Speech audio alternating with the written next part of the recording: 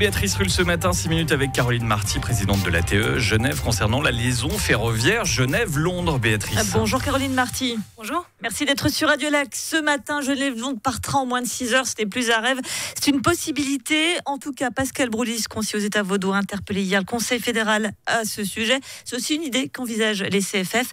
Ça vous donne forcément le sourire ce matin ? Oui, c'est une bonne nouvelle. J'espère que c'est un projet qui pourra aller de l'avant, rapidement.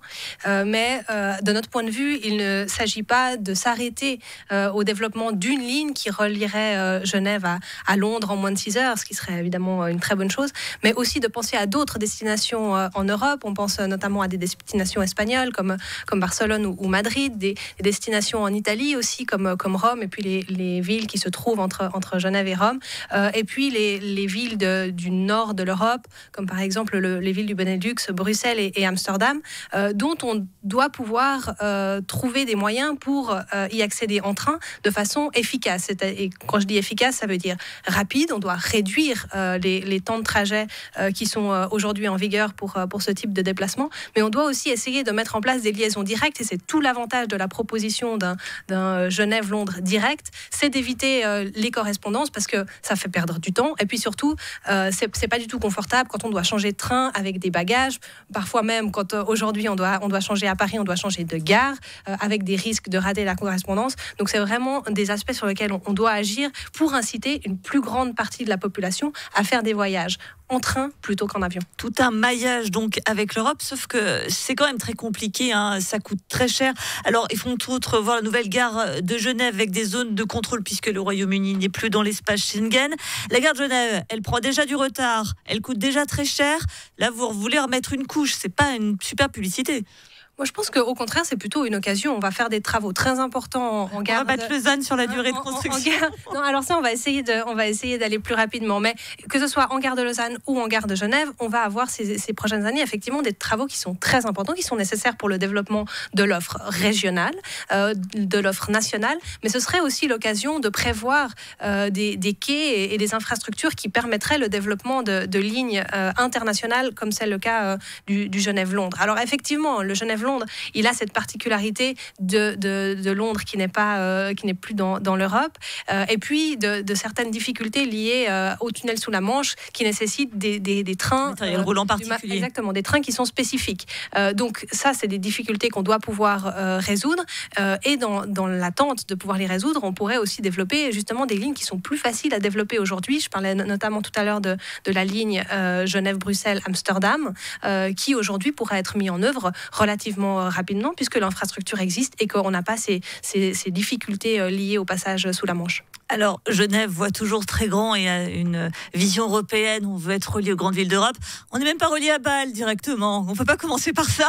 Alors, c'est vrai qu'on a des efforts à faire et malheureusement, ce qu'on voit avec les nécessaires interventions pour fiabiliser le réseau des travaux qui sont à venir ces prochaines années sur le réseau ferroviaire, notamment roman, eh bien, on va plutôt dans l'autre sens, c'est-à-dire de limiter les liaisons ferroviaires directes, notamment entre Genève et Zurich. C'est très regrettable parce qu'effectivement, la population suisse complètement contradictoire, on est quand même d'accord.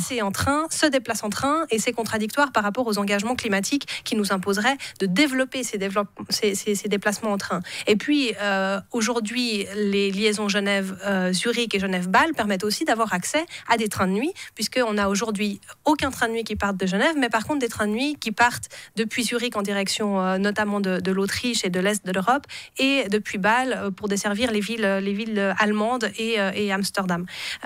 Et donc aujourd'hui, on devrait aussi effectivement mais ça doit se faire en parallèle, pas uniquement aller voir un peu au-delà de nos frontières ce qui ne va pas puis ce qui devrait être amélioré, mais c'est vrai aussi améliorer notre réseau ferroviaire en Suisse. On parle souvent du coût qui est un problème, ça va coûter cher, y compris pour les personnes qui vont l'utiliser, les usagers, même si aller à Londres, c'est quand même pas comme aller à Lausanne, mais le temps également, 6 heures, alors qu'on y est quand même très rapidement. Ça, on le sait bien, mais c'est des choses dont on s'est habitué, et il est difficile de dire à quelqu'un aujourd'hui, pour un week-end, parce que c'est ça, je vais à Londres en train en passant 12 heures aller-retour dans les transports. Alors, c'est effectivement difficile si on dit à la personne, alors ça va vous coûter plus cher, vous allez y passer plus de temps, puis en plus, ce ne sera pas confortable parce que vous devrez changer 3 fois. Vous n'aurez pas le prix pour la com de CFF. Ça c'est vrai. Mais en revanche, sur un 6 heures direct Genève-Londres. Je suis assez convaincue que finalement, si vous calculez vraiment porte à porte, 6 heures de train, c'est quasiment le même temps que si vous y allez en avion, parce qu'en avion, vous devez être à l'aéroport en avance, vous arrivez à Gatwick ou à l'extérieur de Londres, ensuite vous devez revenir à l'intérieur de Londres, et finalement, vous mettez pas tellement plus de temps en train qu'en avion, si effectivement on est sur une durée de 6 heures. Et puis, de nouveau, si on a une ligne directe, c'est tout l'avantage que j'évoquais tout à l'heure, eh bien, c'est quelque chose qui est très confortable, plutôt que de nouveau devoir vous rendre à l'aéroport, trimballer vos bagages dans l'aéroport, ensuite, une fois que vous êtes arrivé, aller chercher un bus, un train, un métro, je ne sais quoi. Là, vous vous asseyez dans votre train à Genève, et puis 6 heures plus tard, vous arrivez au centre de Londres et vous pouvez directement commencer votre week-end. J'enlève ce que je viens de dire, vous pouvez travailler pour les CFF.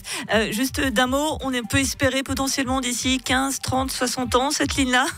On espère le plus rapidement possible, d'ici une dizaine d'années. Je pense que on doit mettre les moyens pour y arriver et accélérer le développement de ce type d'offres. Aussi lentement que nécessaire, aussi vite que possible. Merci Caroline Marty, présidente de l'ATE Genève, d'avoir été sur Radio Lac ce matin.